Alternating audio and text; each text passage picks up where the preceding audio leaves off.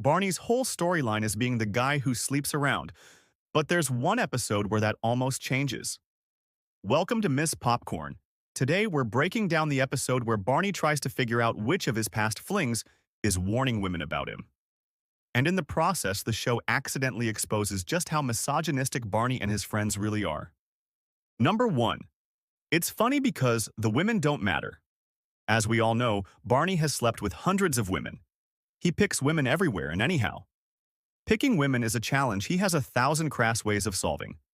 Even if it means lying, using a fake identity, going to the airport pretending to be a businessman, or hitting the gym to invest in the future versions of women.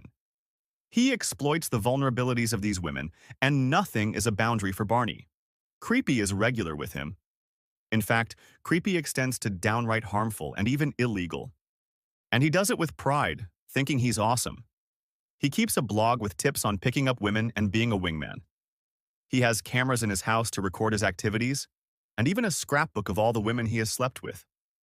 In this episode, where they reel out the horrible things he has done, we see again and again that once Barney achieves his aim of sleeping with women, he often just walks away, leaving them in dangerous situations.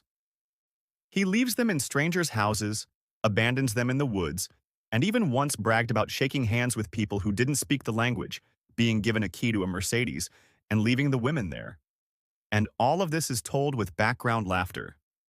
These life-altering events that happen to these women, because of their unfortunate encounters with Barney Stinson, are played for laughs. And it's all funny, only because none of the women our main characters were meant to care about. Number 2. Barney's friends enable his behavior. Ted, Robin, Marshall, and Lily are the audience for all his horrid stories and escapades. They laugh, show disgust, but are clearly excited to hear them. In the episode where he tries to figure out who is warning women about him, he proposes a game. They protest at first, but eventually give in when he offers them beer, and end up having a great time playing a game built out of weighing the worst things he has done to women, the lies, and the tricks he used to sleep with them. All this, just to find out which woman chased him down and got others to slap him. Best bonding activity, right? Although Lily gets some credit for making him apologize to women, there's a general assumption from Robin that any girl who agrees to do stuff with Barney knows what she signed up for. Marshall just seems to enjoy the stories, and Ted is a regular wingman in these activities, making him not very different from Barney. Meanwhile, Ted was protective of his sister Heather, keeping her away from Barney because he knows exactly what he's capable of. But it's apparently fine if it's someone else's sister.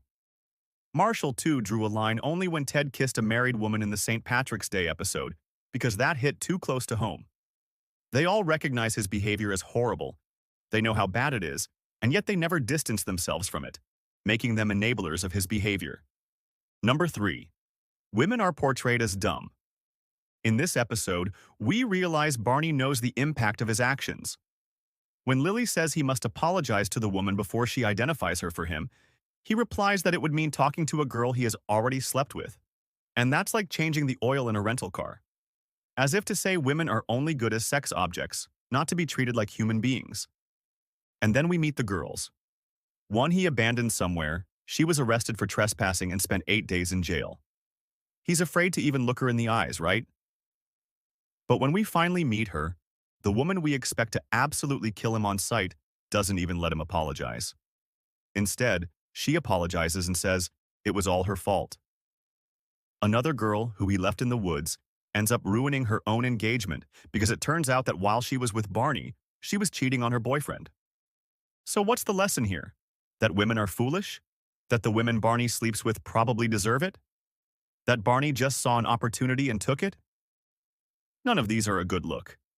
And in the end, all of this justifies Barney's behavior. Number 4. The fake redemption arc. Barney gets spooked when he doesn't recognize the blonde girl he thinks is the mystery woman. He delivers a heartfelt apology, admits the horrible and disgusting things he's done, and says he's sorry from the bottom of his heart. Lily even calls it his redemption. One would think this might be a turning point for him, but nope. The episode ends with yet another girl in his bed who believes he has to deal with an asteroid the next day. So the lesson is that Barney is awesome.